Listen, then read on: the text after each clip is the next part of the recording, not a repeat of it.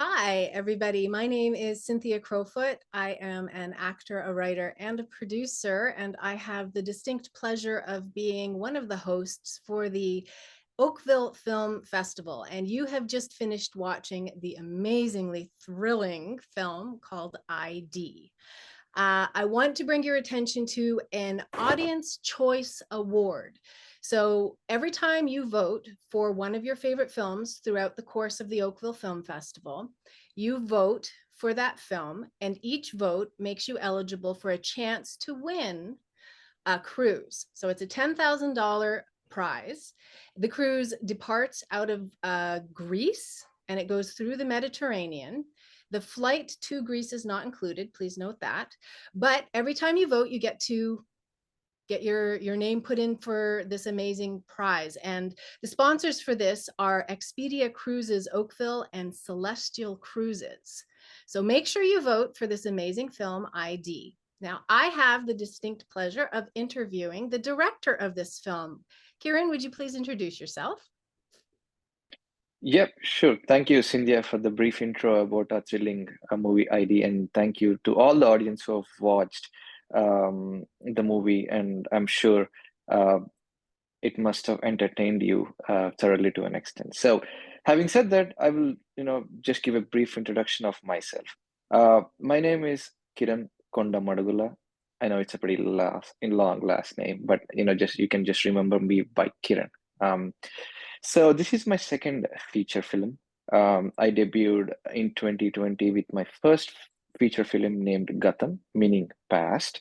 Um, it's right now streaming on Netflix. It was on Amazon Prime until last year, and then Netflix has acquired the rights from Amazon to stream on their OTT platform exclusively. That movie has went on to clock millions of streaming hours and has also won a lot of accolades. That has given me a good opportunity to explore bigger and more ambitious idea in the form of ID. So So ID, you're the writer mhm, for ID as well, correct? As the director? yes, yes. So I did want to ask you one question. So as the writer, I noticed when Mhm, I watched and I loved it. I thought there were so many twists in this film. Every mhm. time I thought that I was going to be able to exhale, I was thrown for another loop. So kudos to you for that. I was wondering, who are your inspirations for this film? Because I noticed that there were some similarities between some films that I love, like Primal Fear or Entrapment or Indiana Jones. Are those films that impact you when you write a script? Um, so that's a good question. There is a direct influence of those movies on me. When I was a child, I watched all of these movies that you brought up for discussion.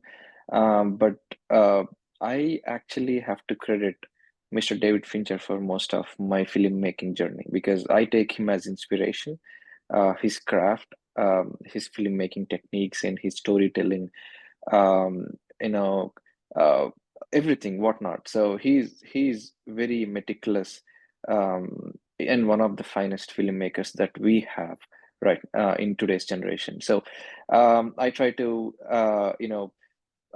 not emulate him, but I try to extract or try to understand his thought process behind filmmaking, and you know um, try to still incorporate those techniques into my filmmaking and see if I can make any good cinema.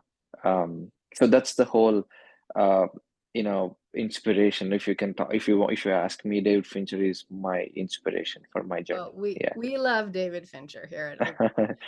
And I can see some of the flavors of his filmmaking in your film as well. Mhm, So mhm, with this is your second feature film, and I know you said that Gotham was the first one, and it went on mhm, and did really well. What was the mhm. biggest challenge doing this film versus your first film? So the biggest challenge for me is to how much can I explore in this the same subgenre, because when it comes to Gotham, it's again a thriller, but I've tapped into some elements of psychology and and dark elements.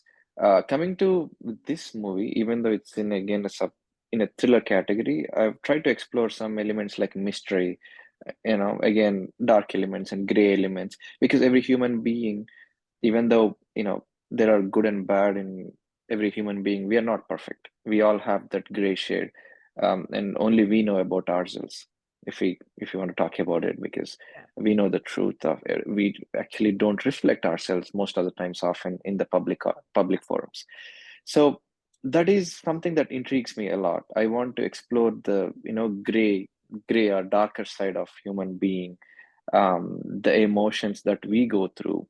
um, I wanted to tap into those kind of elements along with some kind of mystery, right? So I wanted to engage the audience at the same time. But for example, I don't want to, well, They've since the seen audience have the watched the film. movie, yeah. They've seen the So film already, so yes, you won't spoil anything. that's right. So the lead protagonist, for example, so he's in a complex relationship with another guy, but he also is married to a woman who is expecting a baby.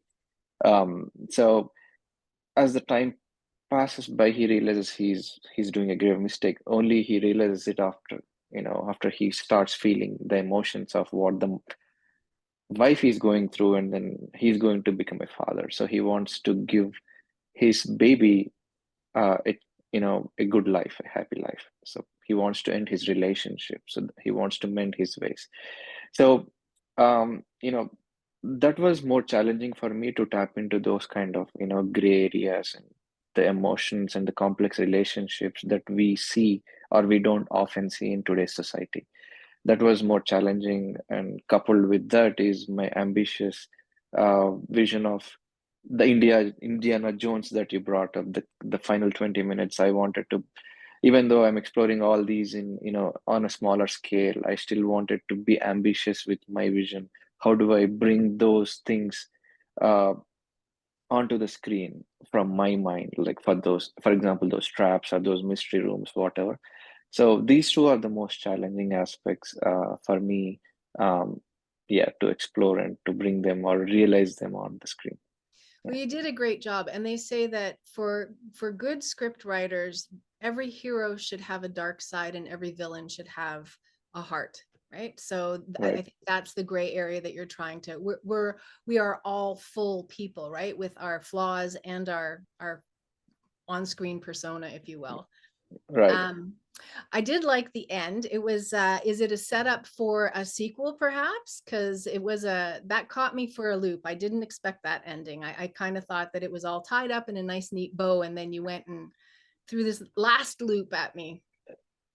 Yeah, that's the whole idea. I somehow felt I haven't explored the other character as much as I wanted to, because when I was thinking about the character and writing it for the first time, the first draft, I mean, there is a lot more potential to tap into, because that guy has got a lot of interesting traits, the antagonist. So maybe you know I'll have more opportunity if I keep the loop open. Maybe I can tap into that character, and that might be more interesting. So yeah, that's the whole plan. So if I asked you what aspect of filmmaking do you like the most, and I'll narrow it down for you so it's not a wide breadth, do you enjoy the screenplay writing or the directing more? And as just like an addendum to that, is it a challenge for you to direct a film that you've written? That's a good question, Cynthia. So to begin with, when I'm writing, before even I start writing, there is an idea in my head trying to explore. So when I try to put it on paper, uh, I don't know what's next page is, because I'm only focused on what's happening in the current proceedings. So there is always that sense of anticipation and excitement when you're writing something, screenwriting, I mean, that really gives me a lot of satisfaction, especially when I finish all the pages. Okay, this is going to be big, because that's your impression on the script, but because that's has come out freshly from your mind. And again, you forget about it. You get into the pre-production stage, you audition people, you arrange all the logistics for the movie. And then when you get onto the set, when you start directing the actors, when you motivate them, when you transform or translate your vision into their minds, you say action, you cut, you rewatch the take on the screen, and then they actually enhance your vision. That gives you more and more satisfaction and excitement. So if you ask me to choose between these two, I would say direction gives me, more satisfaction in this creative journey, and that's what I live for. That's a dream I'm living right now. And coming to the third part of the question, so I find it more comfortable to direct my own script because um, I know the nuances, and also I know the motivation behind writing each and every character and then developing the story. If I have to adapt a screenplay, I have to go through the entire, thought process, why the writer has chose this but not this, and what's the motivation for him or her to, pick up specific, you know, emotion rather than this and that. So I find it more challenging to, pick someone else's brains than, trying to replicate or, trying to exact exactly match my vision when writing the screenplay. Oh, okay, that's interesting. Mhm. Mhm. So the other thing I noticed in your film that I liked is that you used your musical score just at specific moments to enhance the feeling of anticipation or what's going to happen. Did Mhm. you work with the composer with that? Was that a vision the two of you came to? Because a lot of the times I find in films the musical score is either overused and it just becomes like a constant hum in the background. But I liked how you used your score. It reminded me a little bit of like the Jaws theme. So every time I heard your score, Mhm. I thought of a big shark that was like it had that same feeling of fear and anticipation of what was going to happen. Is that something that you purposely wanted for this movie? Cynthia, that's a huge compliment. Bringing Jaws into the discussion. I'm really honored. Yeah, so any craft that goes into, filmmaking process is a collaborative process, right? So even when it comes to the musical score, the composer and myself, so we go all the way back to Gotham. So I repeated the same composer. He understands my thought process, and then I like and I applaud his way of approaching the film. So he thinks um, music only has to complement the scene, but it should not dominate. Right. So I agree with that. It has to only complement, but it shouldn't be overdone. Having said that, my personal liking has always been, proper usage of soundscaping. So I like to play with the ambience. So if you noticed, there is a lot of ambient tone used. It's a blend of the sound design as well as, the music itself. So a lot of, hard work and prep has gone into the sound mix and design, um, properly coupled with the musical score. Hence, the experience, the immersive experience. Yeah. Good job. Yeah. So I guess what is next for ID and what is next for you? Yeah, so ID, it has not, it has barely begun its festival journey. It has been a juggernaut so far, thanks to, you know, all the networking we've done so far. It has been getting great response and ovations in the festival circuit. As you can see in my background, those are only a few of the, laurels and mentions for the film.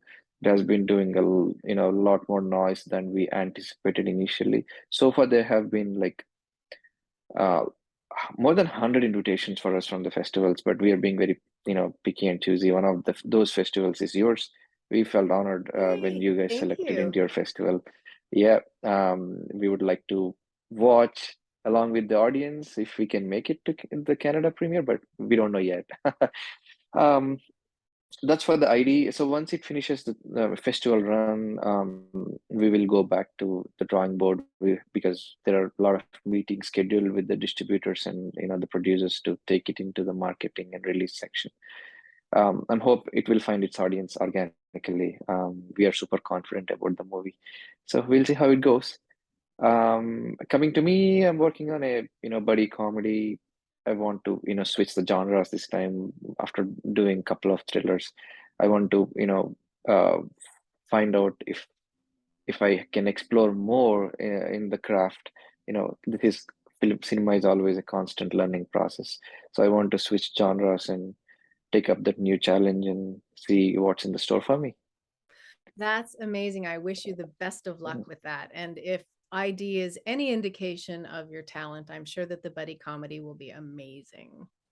Thank you, Thank you, Kieran, Cynthia. for joining us and for Mm, having ID as part of the Oakville Film Festival. I do want to remind everybody that the Oakville Film Festival runs from the 21st of June to the 7th of June. And this film is available virtually throughout that period it's available until the end of June. So you can watch it over and over again. And don't forget to vote, right? We want you to vote for your audience choice. And then you get your name put in for the cruise. Thank you so much, Kieran. I really appreciate you coming out and talking with me for a little bit. And I wish you the best of luck in your future. my pleasure. Thank you.